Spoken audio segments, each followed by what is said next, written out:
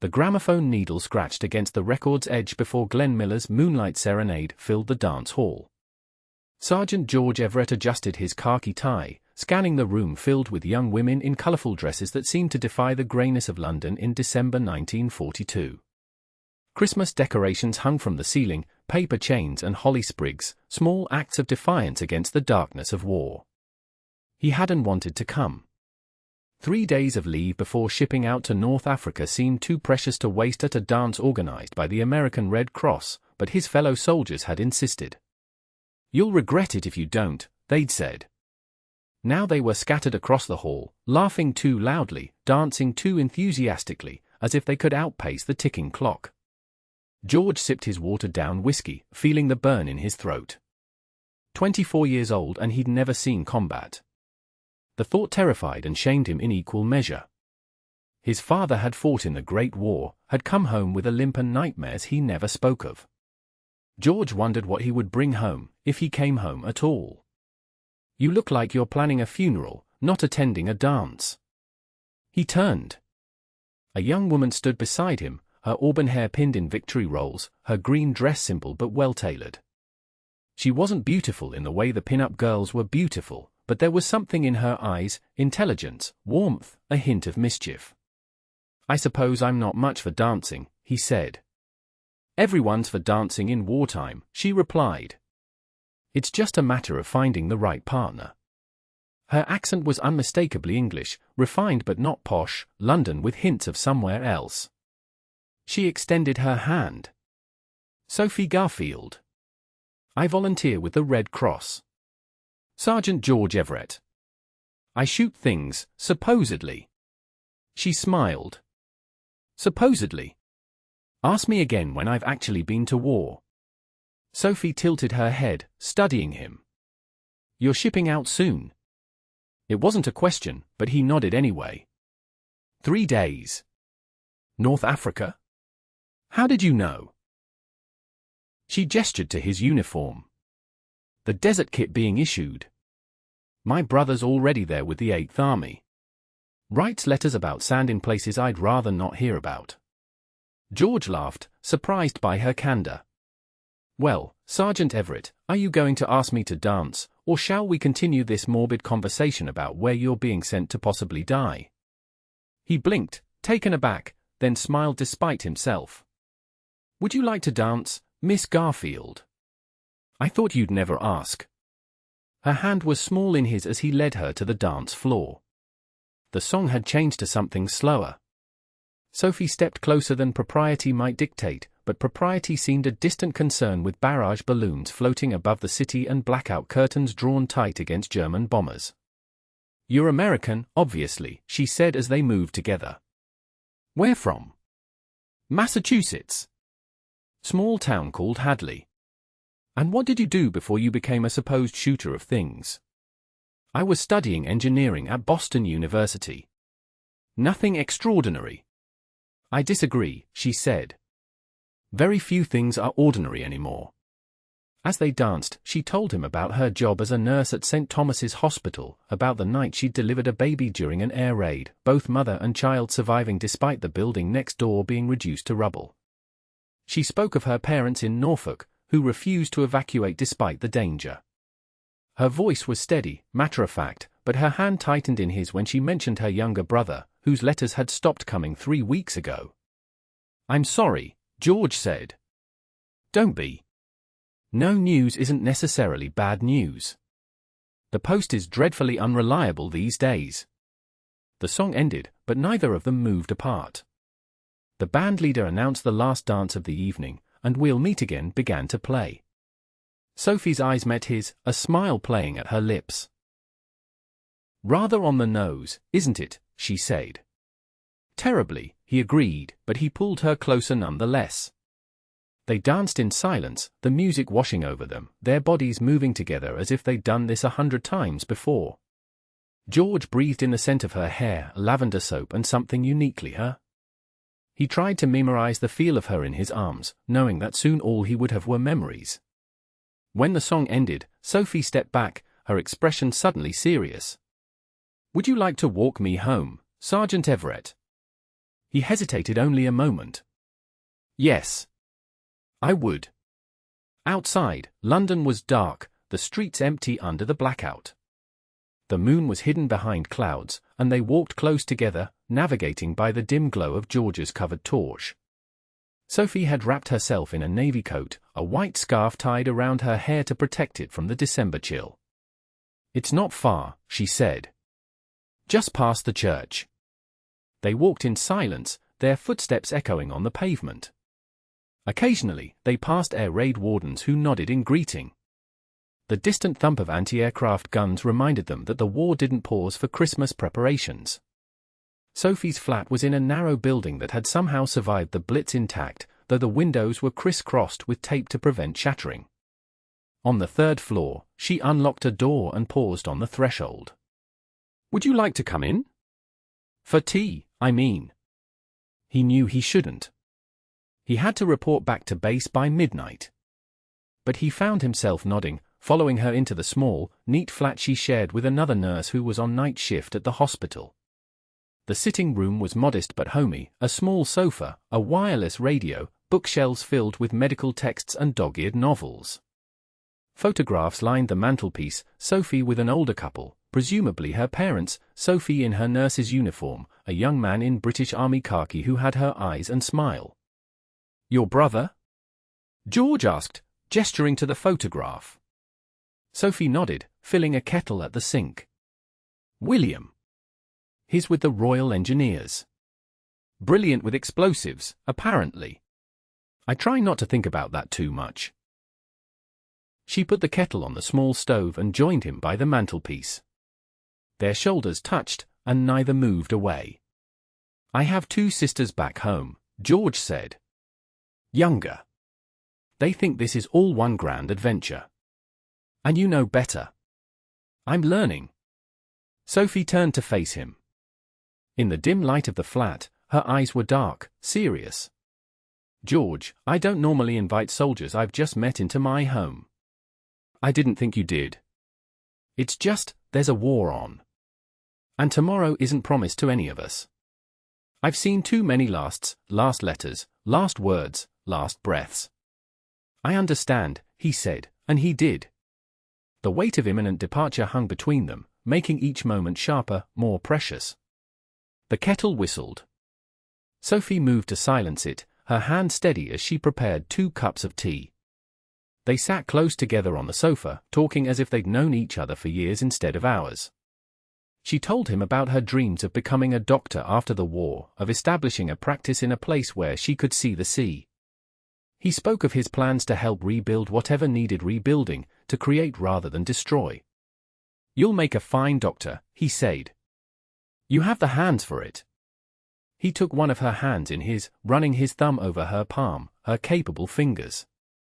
"And you'll build beautiful things," she replied, her voice soft. When he kissed her, it felt inevitable, as natural as breathing. Her lips were warm from the tea, and she tasted of rationed sugar and something sweeter, more essential. Her hands moved to his shoulders, then his face, holding him as if he might disappear at any moment. Later, lying in her narrow bed, their bodies intertwined beneath the blankets, Sophie traced the contours of his face with her fingertips, as if committing him to memory. "Write to me," she whispered. "From North Africa. Tell me about the stars in the desert." "I will," he promised. "Every day, if I can." "I'll wait," she said, and they both pretended she wasn't also saying goodbye. The train station was crowded with uniforms the next morning, men returning to various fronts after their Christmas leaves. George had left Sophie sleeping, a note on her pillow promising to write as soon as he reached his destination. Now, waiting for his train, he wished he'd woken her, had one more chance to see her smile. "Everett!" He turned to see Captain Harris pushing through the crowd toward him. "Orders changed," Harris said without preamble. "We're leaving today. Right now. Train to Southampton, then straight to the ship." George felt the ground shift beneath him. "But we weren't scheduled to leave until, war doesn't run on schedule, soldier. Get your gear." As he gathered his kit, George thought frantically of Sophie, of the address he'd left with her, of all the things he hadn't said. There was no time to telephone, no way to let her know. He would have to write, explain once he reached North Africa. If he reached North Africa. The train pulled away from the station, carrying him south, away from London, away from Sophie. He pressed his forehead against the cold glass, watching the war-damaged city recede. He thought of their dance, of her body against his, of the promises whispered in darkness. He would keep them, he vowed. He would return. The North African sun was merciless, turning the metal of his rifle hot to the touch. George lay on his stomach, peering through binoculars at the German encampment in the distance. Beside him, Private Jenkins wiped sweat from his brow, leaving a streak of dust across his forehead. "How much longer, Sarge?" Jenkins asked, his voice barely audible. "Until dark," George replied. "Then we report back." They'd been in position since dawn, observing enemy movements, making notes on troop strengths and fortifications. Reconnaissance, they called it. Lying in the dirt waiting to be shot, George thought privately. His hand moved to his breast pocket, where Sophie's letters were folded, worn thin from repeated reading. 6 months of correspondence, her neat handwriting describing London in spring, her work at the hospital, the small joys she found amid rationing and air raids. She never complained, never spoke of fear, though he read it between the lines when she mentioned friends who had lost husbands, brothers, sons. In his replies, he told her about the desert stars, as promised. About the strange beauty of the landscape, the camaraderie among his unit. He didn't write about the blood, the screams, the way death smelled under a hot sun. Some things were better left unsaid. "You think about her a lot, don't you?" Jenkins said, interrupting his thoughts. George glanced over. "Who?" "Your English nurse. The one whose letters you read every night like they're holy scripture." "I don't, you do." "It's all right. We all have someone." George was silent for a moment. "She's waiting," he said finally. "I told her I'd come back." "You will," Jenkins said with the baseless optimism of youth. "War can't last forever." But it felt as though it might. Days blurred into weeks, into months. They pushed forward with Montgomery's 8th Army, fought at El Alamein, celebrated victory, then moved on to Sicily, to Italy. The letters continued, becoming their own kind of sustenance. Sophie wrote of the growing hope in London as the tide of war seemed to turn, of plans for after, of a future that felt increasingly possible. In December 1943, a year after their meeting, George was granted leave. Not enough time to return to England, but enough to find a small Italian church still standing amid ruins, to pray for protection, to buy a simple silver ring from an old woman in Naples who blessed him in a language he didn't understand. He carried the ring in his pocket as they fought their way up the Italian peninsula, as winter turned to spring, as news of the planned invasion of France spread through the ranks. In June 1944, as Allied forces landed on the beaches of Normandy, George's unit remained in Italy, pushing north toward Rome. It was there, in a field hospital outside the newly liberated city, that he saw her. At first, he thought he was hallucinating, the combination of a minor shrapnel wound, morphine, and longing creating a mirage in a crisp nurse's uniform. But then she turned, and her gasp was audible even across the crowded tent. "George?" He sat up too quickly, wincing as pain shot through his bandaged arm. "Sophie." She was beside him in an instant, her hands on his face, his shoulders, checking for injuries beyond the obvious. Her hair was shorter now, practical, but her eyes were the same, wide and green and filled with a lifetime of emotion. "What are you doing here?" he asked, still not quite believing. "Volunteer nursing unit," she said. They needed experienced nurses for the Italian campaign. "I requested the transfer months ago." "I never thought, I couldn't have imagined, you're really here," he said, reaching for her with his good arm, pulling her close despite the curious glances from other patients and staff. "I'm really here," she confirmed, her voice muffled against his shoulder. Later, when she finished her shift, they sat outside the hospital tent, watching the Italian sunset paint the sky in shades of gold and crimson. Sophie's hand was in his, their fingers intertwined as if they'd never been apart. "Your letters kept me going," he told her. "Every day. Even when they came all at once, months late." "Yours too," she said. "Though I worried when you stopped mentioning the stars." He looked away. Some nights, it was hard to remember to look up. She squeezed his hand in understanding. They sat in comfortable silence, the sounds of the field hospital behind them, men in pain, doctors calling for supplies, the occasional distant explosion a reminder that the war continued just miles away. "How long are you here?" he asked finally. "I don't know. Until they send me elsewhere, I suppose." "You?" "Same. We're moving north soon. Following the Germans as they retreat." The knowledge of their imminent separation hung between them, familiar now, no less painful for its familiarity. George reached into his pocket, fingers closing around the silver ring he'd carried for 6 months. "Sophie," he began, then stopped, uncertain. She looked at him, her expression open, waiting. "I don't have the right to ask you for promises," he said. "Not with the way things are. But if we survive this, if we both make it home." "Yes," she said simply. He blinked. "I haven't asked yet." She smiled, the smile that had haunted his dreams across 2 continents. "The answer is still yes." He took out the ring, a simple band with a small oval stone. "It's not much," he said. "After the war, I'll get you something better." "It's perfect," she said as he slipped it onto her finger. "And after the war, we'll have everything we need." They had 3 days together before George's unit was ordered north. 3 days of stolen moments between her shifts and his duties, of planning a future that still felt tenuous but increasingly possible. On their last night, they found a small cafe that had reopened despite the devastation around it. The owner, an elderly Italian man who had lost 2 sons to the war, brought them wine and played records on an ancient gramophone. When Moonlight Serenade began to play, a miracle of coincidence or perhaps the owner's keen eye for romance, George led Sophie to a clear space between tables. "Dance with me," he said. "Like the first time." They moved together slowly, her head against his chest, his cheek resting on her hair. The cafe owner watched them with sad, knowing eyes, perhaps seeing his own youth, his own love story played out before him. "Remember this," Sophie whispered.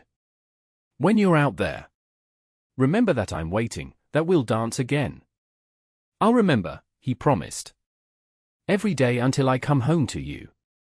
The next morning, he left with his unit, heading north toward the Gothic line. Sophie remained at the field hospital, tending to the wounded, writing letters that followed him across Italy, into France, toward Germany itself as the Allied forces closed in from all sides.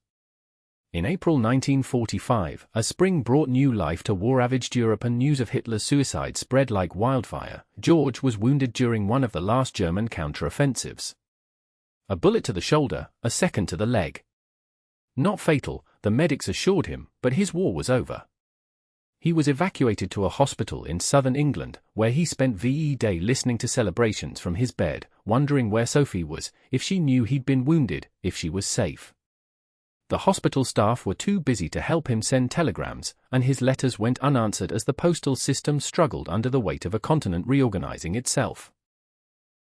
It was June before he was well enough to travel, to take a train to London with his discharge papers and the address of Sophie's flat clutched in his hand.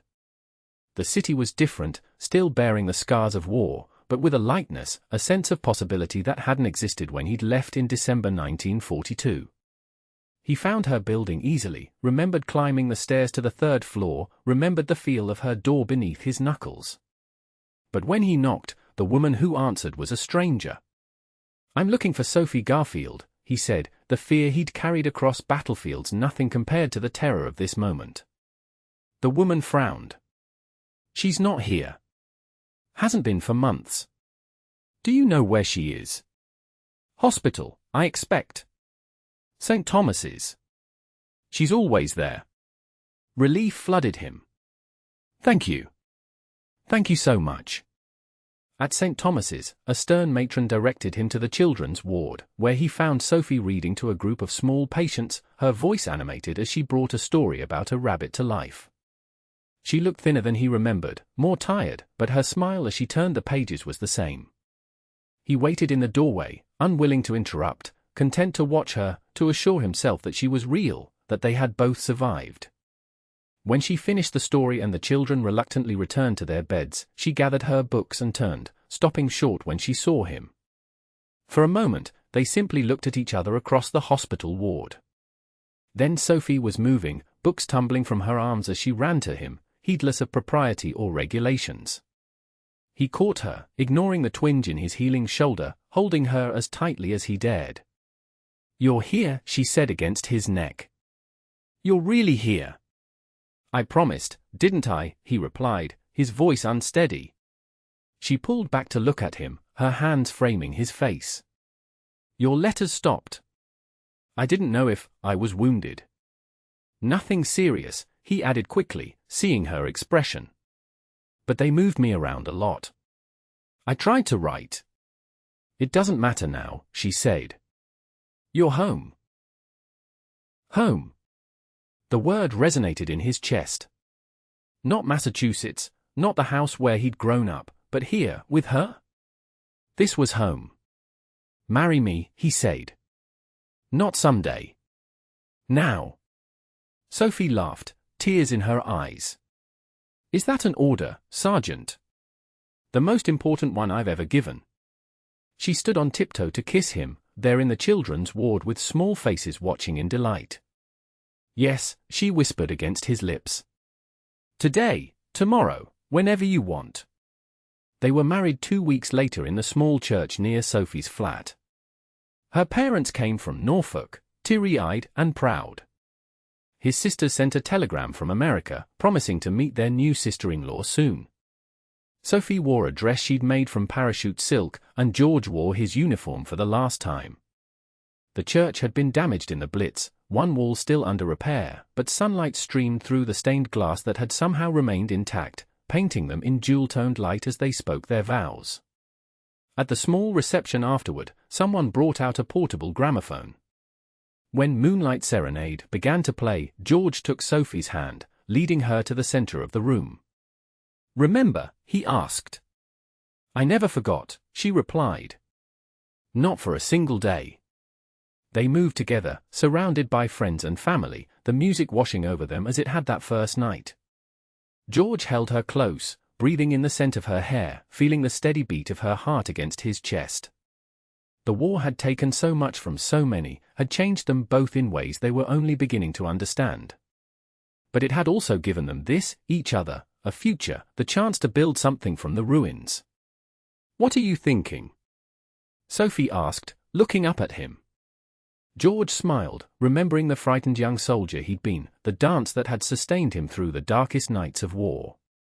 "I'm thinking that some memories never fade," he said. "And I'm thinking how grateful I am for that." Sophie's answering smile was like sunrise after the longest night. "Then let's make more," she said. "A lifetime of them." And as they danced, the music carrying them forward into the peace they'd fought so hard to win, George knew with absolute certainty that they would.